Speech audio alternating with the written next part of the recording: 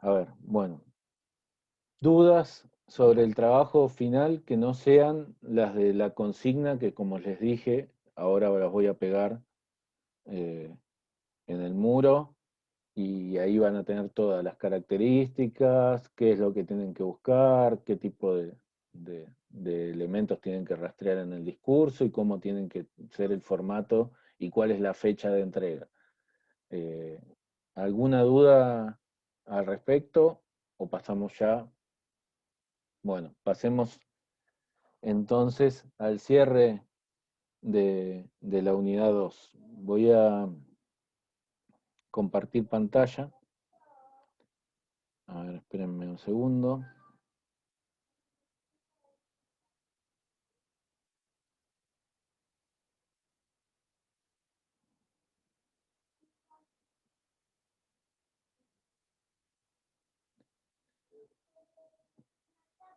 A ver, ¿se está compartiendo pantalla ahí? ¿Ustedes la ven o no? Lo estoy volviendo loco el Zoom, ¿no? Ah, yo todavía, sí, pero ahí sí, ahí lo está como descargando, profe. Bueno, Hay que tener paciencia porque ahí está. Sí, sí, se ve. bueno, buenísimo. No sé por qué. A ver,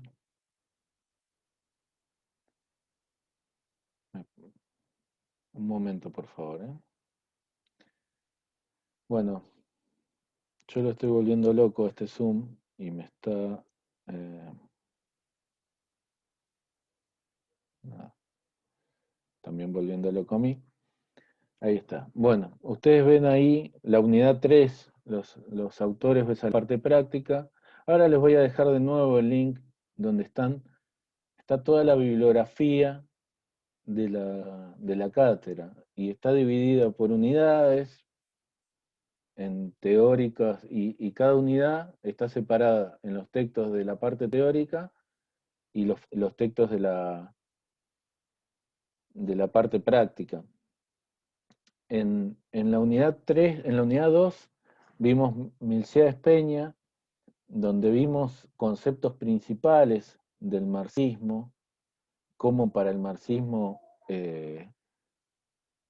la lucha de clases es la que hace evolucionar, avanzar a la sociedad y cómo esas contradicciones, la lucha entre opresores y oprimidos son las que eh, impulsan a, a la sociedad en su, en su avance lineal, cómo existe un orden social también ahí, ¿no es cierto? Como nos dice Marx, bueno, había un orden social antes, hay un orden social cuando él está describiendo esa Europa eh, donde se está desarrollando el capitalismo, donde está emergiendo el capitalismo y la industrialización, y puede haber un orden social distinto después.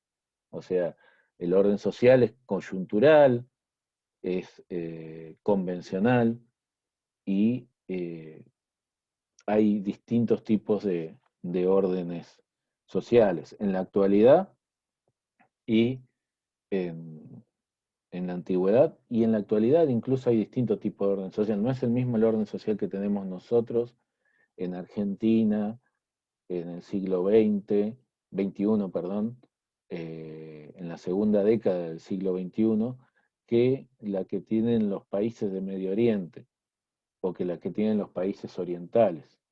O incluso tenemos diferencias con países que nos parecemos, con los países vecinos, tenemos diferencias, incluso hay distintos tipos de órdenes sociales dentro de un mismo país.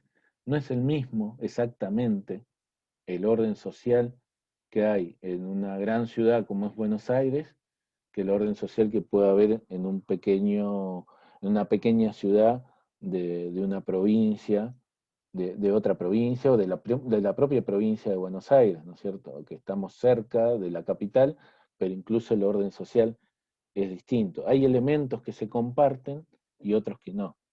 Entonces, eso es coyuntural y es convencional.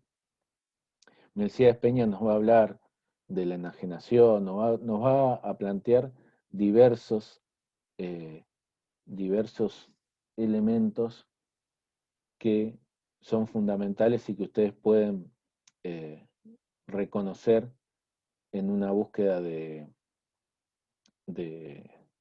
un texto. Hernán Fair nos va a hablar de las fronteras de identidades. Nos va a plantear 3 ejemplos. El ejemplo de la frontera alfonsinista, el ejemplo de la frontera menemista y el ejemplo de la frontera de la ruista, pero son solo ejemplos. Ustedes hagan hincapié en eso y tengan en cuenta eso al abordar el texto.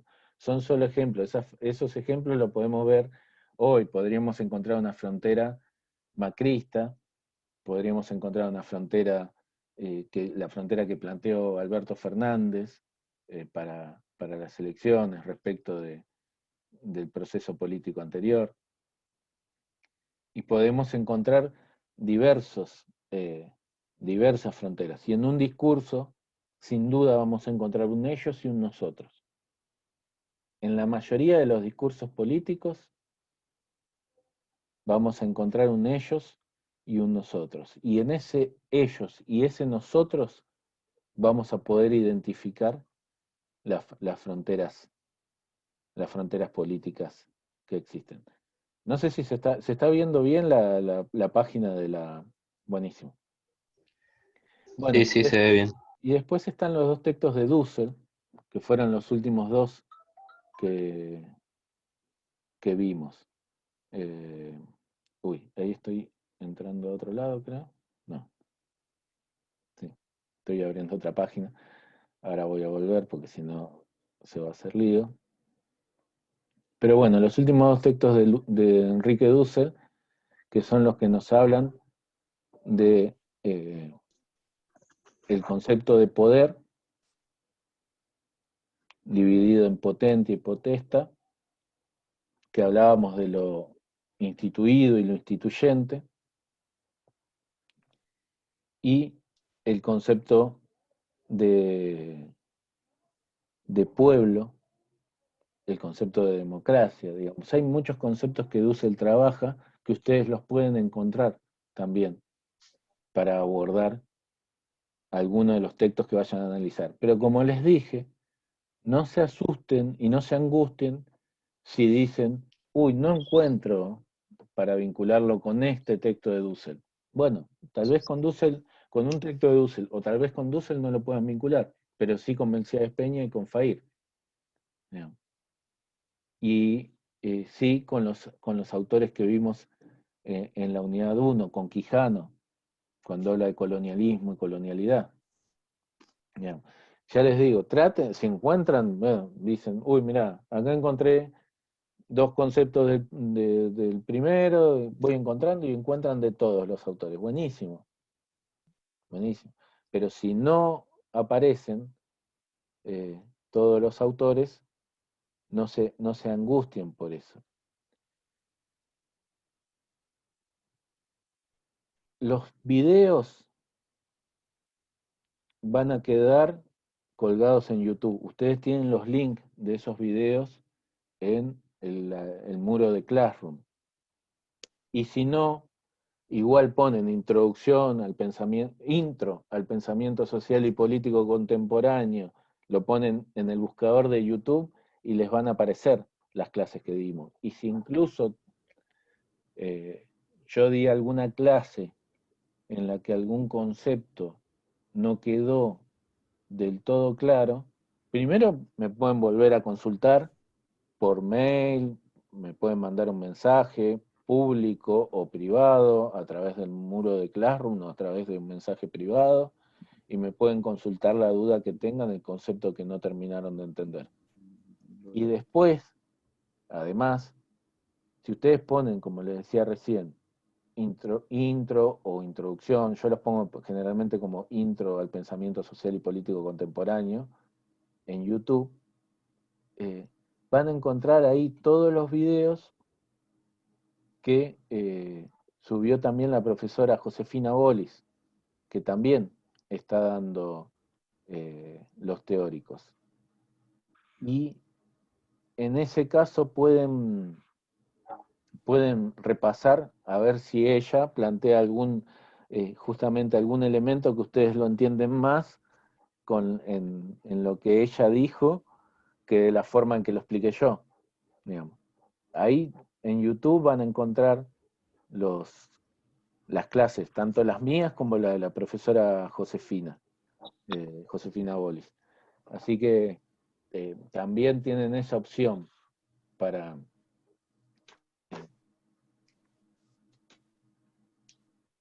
para, para buscar algún ejemplo puntual.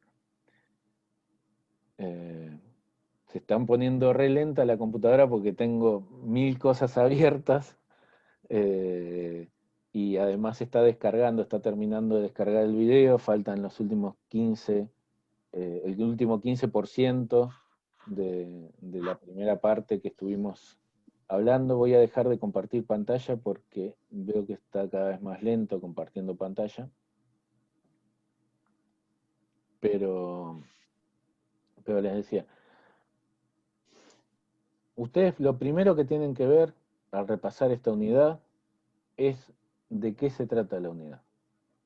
Ahora les voy a volver a dejar en el muro de Classroom el link de la web de la cátedra. Ahí está todo el programa y están todas las unidades, está la bibliografía, está el cuerpo docente. Ustedes pueden encontrar ahí también un resumen en la introducción de cada unidad donde dice programa, ¿no? Donde dice bibliografía, va a haber un resumen de qué se trata cada unidad. Pero en términos generales ustedes ya lo saben. Digamos. La unidad 2, la que abordamos ahora, la que cerramos la última clase, con el último texto de Dussel, trata sobre el orden social, la transformación del orden social y el rol del discurso en el sostenimiento, la construcción de ese orden social y en la transformación de ese orden social. Entonces, en base a eso, ustedes tienen que evaluar, tienen que ver estos 4 textos que les decía, el de Melciades Peña, el de Fair y los 2 de Dussel. Y los últimos 2 textos que les voy a dejar, como les decía recién, uno se lo voy a dejar mañana seguramente y el otro en la próxima clase, con las explicaciones tanto de Harvey como de Casullo, son básicamente sobre el populismo, el de Casullo, y sobre Harvey, y el de Harvey sobre neoliberalismo. Ahí van a poder ver los últimos 2 temas que abordamos, pero ustedes ya pueden ir seleccionando un discurso para analizar y ya pueden ir abordándolo en base a los textos que fuimos viendo y a los conceptos que ya tienen incorporados. Todas las dudas que les surjan, escríbanos. Escríbanme a mí o escríbanle a Lautaro si sienten más confianza con él, porque por ahí a veces con los ayudantes uno tiene más vínculo o es más fácil plantearles alguna duda que a los profesores, pero no creo igual que haya ningún elemento, ninguna característica les impida a ustedes plantearme alguna duda con confianza. Acotaciones, comentarios que quieran plantear ahora. ¿Nada en particular? No, por el momento, en mi caso, no. Seguramente van a ir apareciendo en el desarrollo del trabajo, pero por ahora no. Bueno, no mucho más. Ya les digo, el trabajo, a ver, nosotros han dejado muchos de cursar, ha habido un abandono importante en la cursada. Eso tiene que ver con distintas cosas. Generalmente pasa así que no es un tema tan preocupante, porque primer año el nivel de deserción es muy grande y además